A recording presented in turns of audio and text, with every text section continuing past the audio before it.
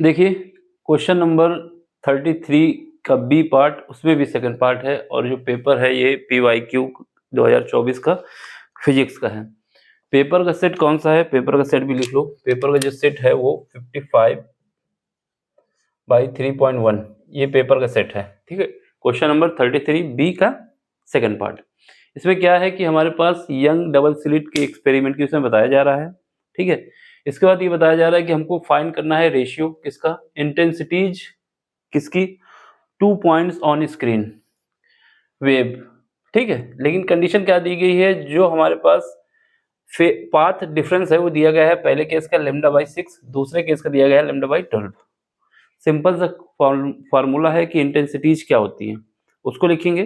फिर उसके बाद पहले पार्ट डिफरेंस के लिए निकालेंगे, फिर दूसरे पार्ट डिफरेंस के लिए निकालेंगे। ठीक है, तो फार्मूला हमारे पास क्या होता है, इसका फार्मूला देख लो। इंटेंसिटीज का फार्मूला होता है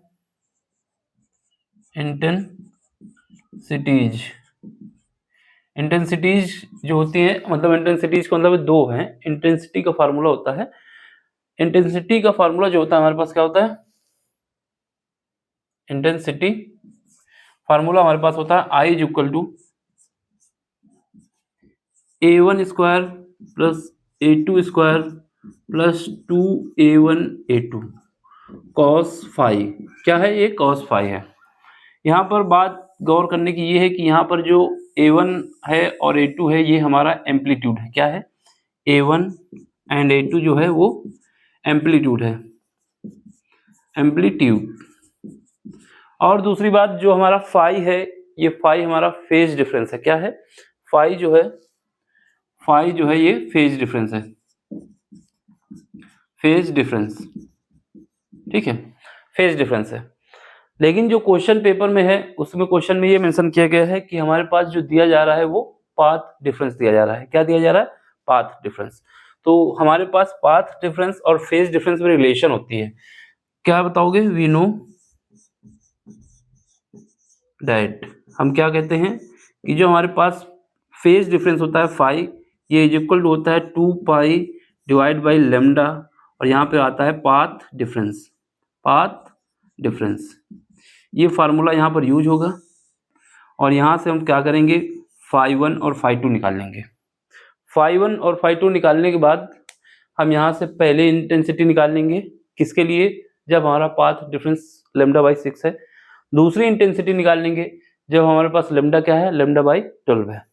इन दोनों इंटेंसिटी निकाल लेंगे, फिर इनका रेशियो निकालना है। ठीक है, तो पहला काम हमारा क्या है, हमारा काम पहला है कि φ1 निकाल लेते हैं।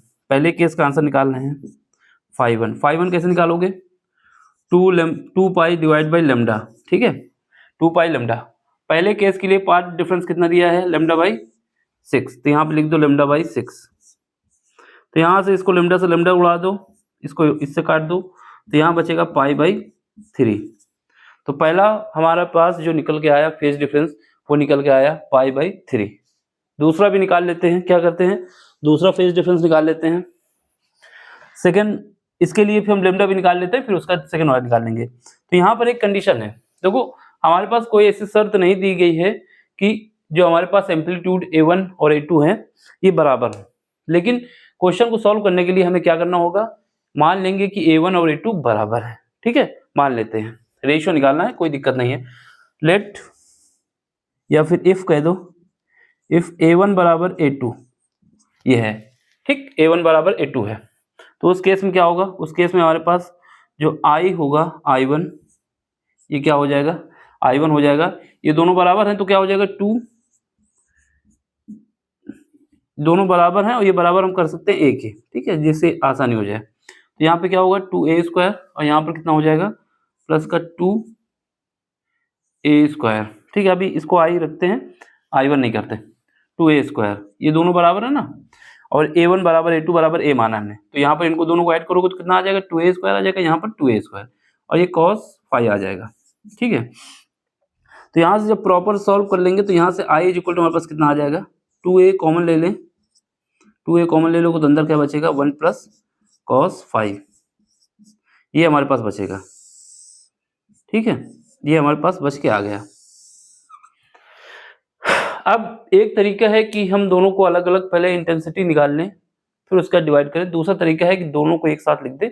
बस हमें पहले का फेज डिफरेंस निकाल लिया, दूसरे का भी फेज डिफरेंस निकाल लेते हैं और वैल्यू सॉल्व कर लेते हैं। तो पहले का फेज डिफरेंस जो निकाल ही चुके हैं, दूसरे का निकाल लेते हैं। तो यहाँ पर हमारे पास I1 के लिए इसको लिख देते हैं। I1 के लिए ये I1 मान लेते हैं। यहाँ पर क्या होगा, 2a² हो जाएगा और 1 प्लस कॉस फाई की वैल्यू कितनी निकल के आई, π/3।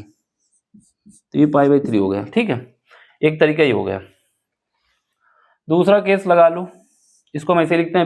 अभी इसमें वैल्यू पुट नहीं करते हैं। ठीक है, दूसरा केस देखो। दूसरे केस में क्या है, दूसरे केस में हमारे पास जो φ2 है वो कितना आएगा, 2π/λ। ठीक है, 2π/λ।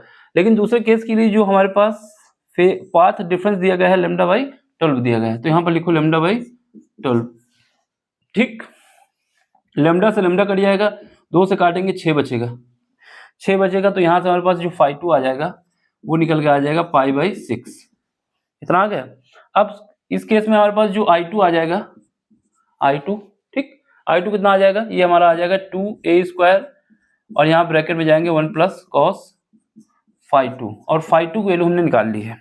तो φ2 की वैल्यू कितनी आई है, I2 = 2a², यहाँ पर रख दो वैल्यू 1 प्लस कॉस π/6, ये हमारा निकला 6, ये 6 हो गया। ठीक है, अब हमारे पास क्या है, इसी पूछा गया है कि जो इंटेंसिटीज निकली हैं, यानी I1 और I2 का रेशियो पूछा है।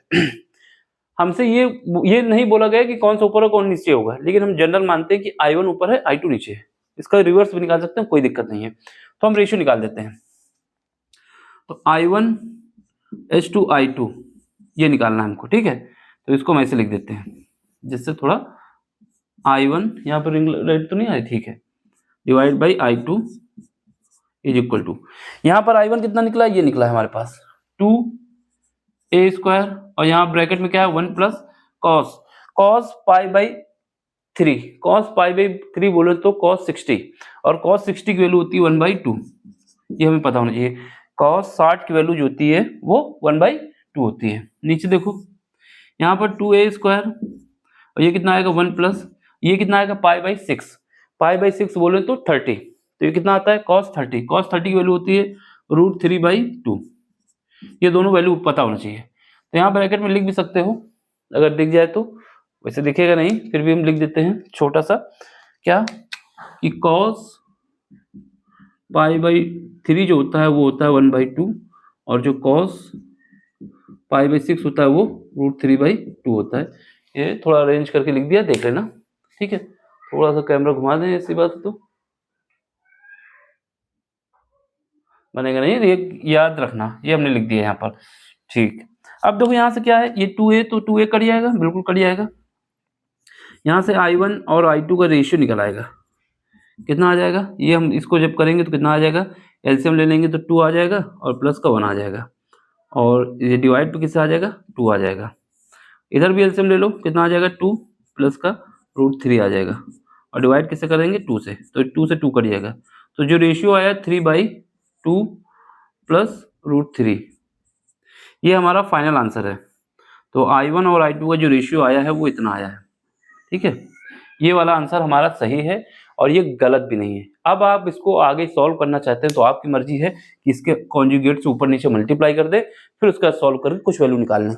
लेकिन ये क्वेश्चन, ये प्रॉपर आंसर है आपका, कोई दिक्कत नहीं है। तो यहाँ पर हमारे पास अगर एनसीईआरटी कुछ हमारे साथ खेल करती है तो बस आंसर चेंज कर सकती है, तो उसके लिए कॉन्जुगेट का यूज कर सकते हैं। ठीक है, 2 प्लस √3, ये फाइनल आंसर हम मानते हैं।